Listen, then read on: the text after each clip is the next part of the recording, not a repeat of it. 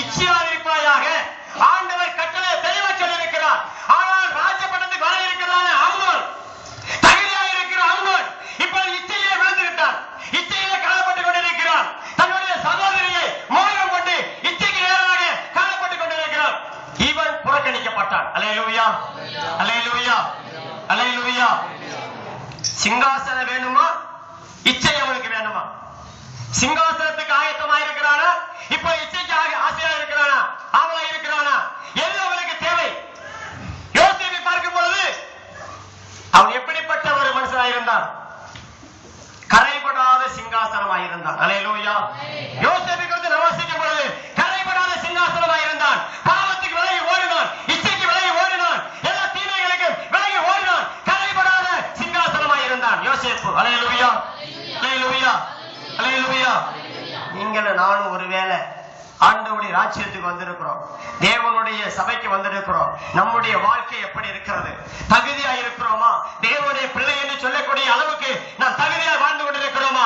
தகுதியா நிலையில இன்றைக்கு அமர்ந்திருக்கிறோமா? நான் தேவனுடைய பிள்ளை, நான் பரிசுத்தமாய் வாழ்ந்து கொண்டிருக்கிறேன், நான் உண்மையா இருக்கிறேன், அவருக்கு பிரியமாய் வாழ்கிறேன், அவரை சார்ந்து வாழ்ந்து கொண்டிருக்கிறேன், எனக்கு பாவமே கிடையாது, இச்சையே கிடையாது, நான் தேவனுக்கு முன்பதாக நீதிமானாக இருக்கிறேன் சொல்லி சொல்ல முடியுமா நம்மளால்? அல்லேலூயா, அல்லேலூயா.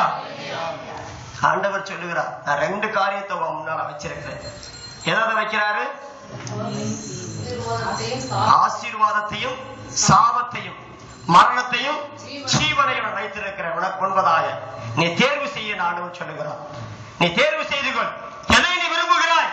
நீ எதை எடுத்துக்கொள்கிறாய்? எது உனக்கு தேவை? கரைபடாத சிங்காசனம் தேவையா? எது உனக்கு தேவை? இச்சை உனக்கு தேவையா? நீ ஜனங்களை விசாரிக்க மனுஷனாய் மாற வேண்டும் என்றால் கரைபடாத சிங்காசனமாய் காணப்பட வேண்டும். அல்லேலூயா, அல்லேலூயா. வாசிங்க பார்க்கலாம். யாத்திரை உபாகமம் 30ஆம் அதிகாரம் 19 வாசிங்க. நான் ஜீவனையும் மரணத்தையும் ஆசீர்வாதத்தையும் சாபத்தையும் உனக்கு முன் வைத்தேன். உங்கள் மேல் வானத்தையும் பூமியையும் என்று சாட்சி வைக்கிறேன். என்னச்சு யார சாட்சியா வைக்கிறாரு? வானத்தையும் பூமியை சாட்சியா வைக்க. உனக்கு முன்னால வச்சிருக்கிறப்பா, நான் ஆசீர்வாதத்தையும் சாபத்தையும் வச்சிருக்கிறேன், மரணத்தையும் ஜீவனை வச்சிருக்கிறேன். உனக்கு எதுப்பா தேவை? நீ ஜீவன் எடுத்துக்கொண்டேன்னா இந்த உலகத்துல சந்தோஷமா வாழுவ. இல்ல உனக்கு மரணம் தான் வேணும் என்று சொன்னா நீ இந்த உலகத்தை என்ன செய்ய முடியாது? நித்திய வாழ்க்கைக்கு நேராக போய் நித்திய வாழ்க்கை போக முடியாது, நரக வாழ்க்கைக்கு தான் கடந்து போக முடியும். உனக்கு எது வேணும் என்று சொல்லி தேவன் கேட்கிறார். இன்னைக்கு நீங்கள் எதை தேர்ந்து கொண்டிருக்கிறோம்? எதை விரும்பு கொண்டிருக்கிறோம்? எது நமக்கு தேவை என்று சொல்லி முன்வைத்துக் கொண்டிருக்கிறோம்? ஆசீர்வாதமா சாபமா? ஜீவனா மரணமா? எது தேவை? சிங்காசனமா இல்ல ஒரு இச்சையா? எது நமக்கு தேவை? அவன் இச்சையில் இருந்தபடியினால், இச்சையில் காணப்பட்டபடியினால் அவன் தேவனுடைய ஆசீர்வாதத்தை, அபிஷேகத்தை, ராஜா என்கிற தகுதி நிலையை, சிங்காசனம் அமர்ந்து தேவ ஜனங்களை வழிநடத்தக்கூடிய தகுதி நிலையை இழந்து போய் திறக்கிறான். அல்லேலூயா, அல்லேலூயா. தொடர்ந்து அவருடைய சம்பவத்தை வாட்சியம் சொன்னா அவனை கொலை பண்ணிட்டாங்க. என்று சொன்னால் அவன் இச்சையில் இருந்து காணப்பட்டபடினால் அவனுடைய வாழ்க்கை முடிந்து விட்டது. அல்லேலூயா, அல்லேலூயா. அன்பான தேவனுடைய பிள்ளைகளை, நீங்கள் நானும் இன்றைக்கு சபைக்கு கடந்து வந்திருக்கிற நீங்கள் நானும் எப்படிப்பட்ட மனநிலை நமக்கு இருக்கிறது? எப்படிப்பட்ட மனநிலையில் இன்றைக்கு அமர்ந்து கொண்டிருக்கிறோம்? பரிசுத்தமான வாழ்க்கைக்கு நேராக நம்முடைய வாழ்க்கை காணப்படுகிறதா? நித்திய ஜீவனை கடந்து போகக்கூடிய அளவில் நீங்கள் நானும் இன்றைக்கு காணப்பட்டுக் கொண்டிருக்கிறோமா? நம்முடைய வாழ்க்கை பரிசுத்தமாக இருக்க வேண்டும் என்று சொல்லி தேவனை கர்த்தர் விரும்புகிறார். அல்லேலூயா. நீ பரிசுத்தமா இருப்பேன் என்று சொன்னால் தேவன் தருகிற அந்த மாளிகைக்கு நீங்கள் நான் கடந்து போக முடியும். தேவன் தருகிற மாளிகை நீங்கள் அமர்ந்திருக்க முடியும். இல்லை என்று சொன்னால் நீங்கள் நானும் இந்த உலகத்திலேயும் வேதனையோடு, கஷ்டங்களோடு, உபத்திரவோடு வாழ்ந்து நித்திய நரகத்துக்கு நேராக நம்முடைய வாழ்க்கை காணப்படும். அல்லேலூயா, அல்லேலூயா. இரண்டாவது வாசிக்கலாம். இரண்டாவது ஒருவர் வாசிக்கலாம். 2 சாமுவேல் 3ஆம் அதிகாரம் 3ஆம் வசனம் வாசிங்க. 2 சாமுவேல் 3ஆம் அதிகாரம் 3ஆம் வசனம். நாபாலின் மனைவியாயிருந்த அபிகாயிலிடத்தில் பிறந்த அவருடைய 2ஆம் குமாரன். 3ஆம் குமாரன் கேசூரின் ராஜாவான குமாரத்தியாகிய மாக்காள் பெற்ற இது எத்தனாவது குமாரன்? 3ஆம் குமாரன். 3வது மகன். தாவீதுக்கு மூன்றாவது குமாரன் அப்சலோம். தாவீதுக்கு மூன்றாவது, ஒருவேளை அம்னோன் தவறா போயிட்டான், அம்னோன் இச்சையில விழுந்து போயிட்டான், இச்சையின் ஆவி அவனை பிடித்துக் கொண்டது. இப்பொழுது அவன் இச்சையிலே அவன் கடந்து போனதால் அவன் அதுக்கு தகுதி கிடையாது, அதற்கு அவன் ராஜ்ய பாரத்துக்கு தகுதி கிடையாது, சேஷ்டபுத்திர பாகத்தை பெற்றுக்கொள்ள தகுதி கிடையாது, அந்த பட்டத்தை வாங்கி நிலைநாட்டக்கூடிய தகுதி அவனுக்கு கிடையாது. ஆனால் அவனுக்கு அடுத்து இந்த அப்சலோம் இருக்கிறானே, இவன் ஒரு அழகானவன், நல்ல முடிவினர் உள்ளவன், நல்ல கம்பீர தோற்றம் உள்ளவன், இவன் ஒரு தைரியசாலி, ஒரு திறமைசாலி, ஒரு படையை திரட்டுகிறவன், நியாயம் விசாரிக்கிறவன், இப்படிப்பட்ட காரியங்கள்லாம் செய்யக்கூடியவன். இவன் ஏன் ராஜ்யப்பட்டத்துக்கு வரவில்லை? இவன் ஏன் ராஜ்யப்பட்டத்தை ராஜ்யப்பட்ட தகுதியா இல்லை? அவனை குறிச்சு நீங்க வாசிங்க. இந்த நபரை குறிச்சு நான் வாசிக்கலாம். 2 சாமுவேல் 15ஆம் அதிகாரம் 2 வாசிங்க.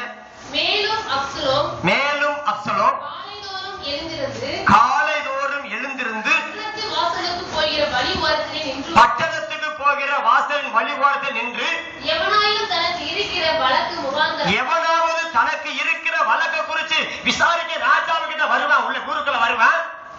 அவனை இந்த அப்சலோம் அழைத்து, எந்த ஊரான் என்று கேட்பான். எந்த ஊரப்பா, உனக்கு என்னப்பா வேணும், உன் காரியம் என்னையா என்று சொல்லி கேட்டு விசாரிப்பான். அவன் உமது அடியான் இஸ்ரவேல் கோத்திரங்களில் ஒன்று கடுத்த இன்னா ஊரான் என்றார். இந்த ஊரை சேர்ந்தவன் இஸ்ரவேலனா என்று சொல்லி விளக்கம் சொல்ல ஆரம்பிக்கிறான். அப்பொழுது அப்சலோம் அவனை நோக்கி, தாவீதின் மகனாகிய அப்சலோம் அவனை நோக்கி, உன் காரியம் நேர்மையும் நியாயமாய் இருக்கிறது. உன் காரியத்தை குறித்து நான் கேட்டேன், அது நேர்மையும் நியாயமா இருக்கிறது. ஆனாலும் ராஜாவிடத்திலே உன்னின் காரியத்தை விசாரிப்பார் ஒருவரும் இல்லை. ராஜா கிட்ட ஒருத்தன் விசாரிச்சு உனக்கு நீதி சொல்ல, நியாய தீர்ப்பு சொல்ல, நல்லது சொல்ல ஒருத்தன் கிடையாது.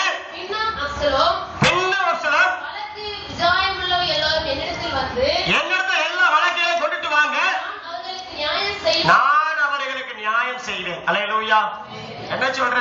ராஜா தனியா இருக்கிறாரு, ராஜா அங்க சிங்காசனம் அமர்ந்திருக்கிறார், சகல ஜனங்களை பார்க்கும்படியாக நல்லது செய்து கொண்டிருக்கிறார், நன்மை செய்து கொண்டிருக்கிறார், சரியாக விசாரிக்கிறார். ஆனா அப்சலோம், தாவீதின் 3வது மகன் அப்சலோம், யாரெல்லாம் நியாய விசாரணை கேட்க வர்றாங்களோ, நீதி கேட்க வர்றாங்களோ, நல்லது வேணும்னு கேட்க வர்றாங்களோ, பணம் வேணும்னு கேட்க வர்றாங்களோ, பதவி வேணும் கேட்க வர்றாங்களோ, அவர்களை தாவீது மகனாகி அப்சலோம் விசாரிக்க ஆரம்பிக்கிறான். அல்லேலூயா.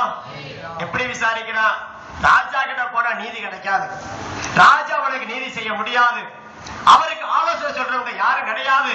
நான் தான் முக்கியமான ஆளு, தாவீது ராஜாவுக்கு நான் தான் 3வது மகன், நான் நல்ல அழகான தோட்டத்துல இருக்கிறேன், நல்ல கம்பீரமா இருக்கிறேன், நல்ல யுத்தத்துக்கு நான் போகிறேன், எனக்கு எல்லா தைரியம் இருக்குது, எல்லா காரியம் செய்ய என்னால முடியும், நீ சொல்ற நியாயத்தை, நீ சொல்ற காரியத்தை நான் உனக்கு தீர்த்து வைக்கிறேன்ப்பா, இனிமே ராஜாவோட போக வேணாம். ராஜா போல தன்னை ஆக்சன் பண்ணி அங்கு வர்ற ஜனங்களுக்கு நியாயம் விசாரித்துக் கொண்டிருக்கிறார். அல்லேலூயா. எல்லா தகுதியும் அவனுக்கு இருக்கிறது. இந்த அப்சலோமை ஏற்றி பேச யாரும் முடியாது, யாரும் மறுத்து பேச யாரும் முடியாது. ஏன்னா தாவீதுக்கு பிறந்த 3வது மகன், ராஜ வஸ்திரம் தரிக்கக்கூடியவன், பட்டத்தை பெறக்கூடியவன், சேஷ்டபுத்திர பாகத்தை அடுத்து பெறக்கூடியவன், அப்படிப்பட்ட தகுதியில் இருக்கிற இந்த அப்சலோம் எல்லாரையும் விசாரிப்பாங்க. அன்னி வார்த்தை வசனத்தை வாசிங்க. 2 சாமுவேல் 15ஆம் அதிகாரம் 6 வாசிங்க. இந்த பிரகாரமாய்